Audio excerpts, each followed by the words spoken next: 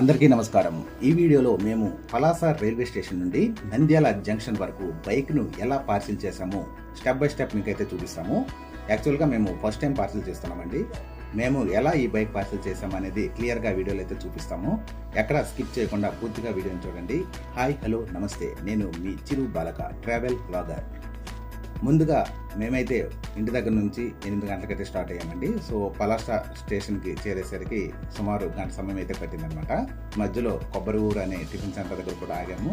అలాగే అక్కడ టిఫిన్ చేసి చాలా ఫేమస్ అనేసరికి అక్కడ కూడా కొంచెం సేపు స్టే చేసి అయితే మొత్తానికైతే పలాస స్టేషన్ అయితే చేరుకున్నాం అనమాట. సో ఇదంతా జరిగేసరికి సుమారు 9:15 అయితే సమయం పట్టింది. సో అక్కడ కూడా కౌంటర్ అయితే ఓపెన్ ఉంటుందని చెప్పేసి మేమైతే స్టార్ట్ అయిపోయామన్నమాట. ఇప్పుడు చూస్తున్నారు కదా, ఈ పలాస రైల్వే స్టేషన్ ఎంట్రన్స్లో అయితే ఉన్నాము. ఇక్కడ నుంచి కొంచెం ముందరికి వెళ్ళేసరికి మనకు పలాస అయితే రీచ్ అయిపోయినట్టే. సో చూడండి, ఇప్పుడు చూపిస్తున్నాను వీడియోలో. ఇది మొత్తం Palasa railway station entrance area అనమాట. సో స్టేషన్లోకి ఎంటర్ అవుతున్నాము. ఇక్కడ బైక్ పార్కింగ్ ఏరియా ఉంది కదా, ఇక్కడ బైక్ పార్కింగ్ మామూలు రోజుల్లో అయితే ఎక్కువగా క్రౌడ్ అయితే ఉంటుంది, కానీ ఈసారి మేము వెళ్ళేసరికి అయితే ఖాళీగానే ఉంది. సో అది మా అదృష్టంగానే భావిస్తున్నాము, ఎందుకంటే వేగంగా పని అయిపోయింది అనమాట. సో ఇక్కడ పలాస రైల్వే స్టేషన్ ఎంట్రన్స్ చూసారు కదా, ఇది మెయిన్ పలాస స్టేషన్ అండి.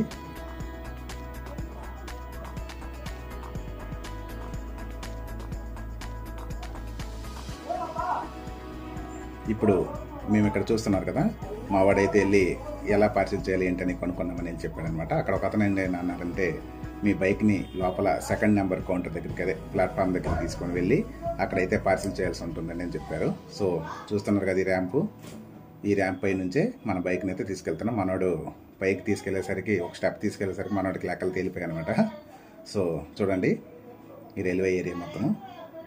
సో ఈ ర్యాంప్ మీద నుంచే మనము సెకండ్ ప్లాట్ఫామ్కి అయితే తీసుకెళ్లాల్సి ఉంటుంది. ఇక్కడ పార్సిల్ సర్వీస్ అయితే అవైలబుల్ ఉంటుంది అనమాట. సో మ్యాక్సిమం స్టాప్ వచ్చేసి 8:30 to 9 o'clock నుంచి అవైలబుల్ అయితే ఉంటారు. సో మీరు ఎప్పుడైనా బైక్ పార్సిల్ చేసేటప్పుడు కొంచెం చూసుకొని అయితే వెళ్ళండి. వెనక వైపు నేనే అనమాట బైక్ని తోస్తున్నాను. ఇప్పుడు అసలైన సెకండ్ నెంబర్ ప్లాట్ఫామ్ అయితే వస్తుంది. ఇక్కడ నుంచి కిందకి డౌన్ అయ్యేసరికి చూసారు కదా, ఆల్మోస్ట్ సెకండ్ ప్లాట్ఫామ్కి అయితే రీచ్ అయిపోయామన్నమాట.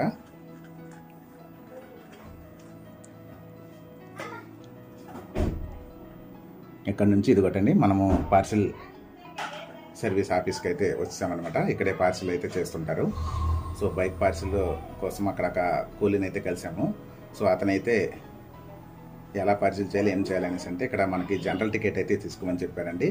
సో ఇప్పుడు మనం పలాస టు నంద్యాలకి జనరల్ టికెట్ అయితే తీసుకోవాల్సి ఉంటుంది. ఒకవేళ మీరు ఆ బైక్ని పార్సిల్ చేసిన ట్రైన్లోనే ప్రయాణం చేస్తుంటే టికెట్ తీయాల్సిన అవసరం అయితే ఉండదు. సో ఇది మొత్తం రిజర్వేషన్ కౌంటర్. ఇక్కడ జనరల్ టికెట్ని అయితే తీసుకున్నాము. 255 రూపీస్ అయ్యిందండి పలాస టు నంద్యాల. మా వాడైతే టికెట్ తీసుకున్నాడు, చూపిస్తాను చూడండి. 250 రూపీస్ అయితే అయింది. సో ఈ టికెట్ తీసుకొని మేమైతే మళ్ళీ సెకండ్ ప్లాట్ఫామ్ దగ్గరికి అయితే వెళ్ళడం జరిగింది. ఇది రిజర్వేషన్ కౌంటర్ ఎంట్రన్స్ ఏరియా. మీకు ఐడియా కోసం అయితే నేను వీడియో స్నాప్ అయితే పెడుతున్నాను చూడండి. ఇక్కడ నుంచి లోపలికి అయితే వెళ్ళాల్సి ఉంటుంది అనమాట. ఇప్పుడు ముందు మీరు చేయాల్సిన పనుల్లో ఏంటంటే, బైక్లో ఉన్న మొత్తం పెట్రోల్ని అయితే చుక్క లేకుండా కూడా బాటిల్ తీయాల్సి ఉంటుంది. ఇది ప్రజల భద్రతా దృష్ట్యా రైల్వే వారు తీసుకునే నిర్ణయము.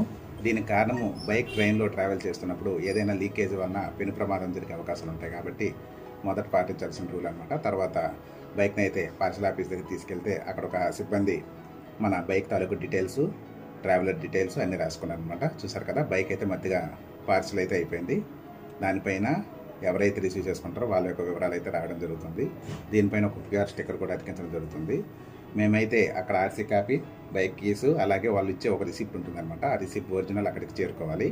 ఆ రిసిప్ట్ చూపిస్తేనే అక్కడ బైక్ డెలివరీ అయితే ఇస్తారనమాట. సో అది ప్యాకింగ్ నీట్గా చేసి, ఆల్రెడీ వీళ్ళు ఏం చేశారంటే సిబ్బంది ముందుగానే బైక్ పార్సిల్ చేస్తారనమాట. అందుకనే తర్వాత మనం కీస్ వచ్చేసరికి మళ్ళీ రిటర్న్ డబల్ పని అయిపోయింది.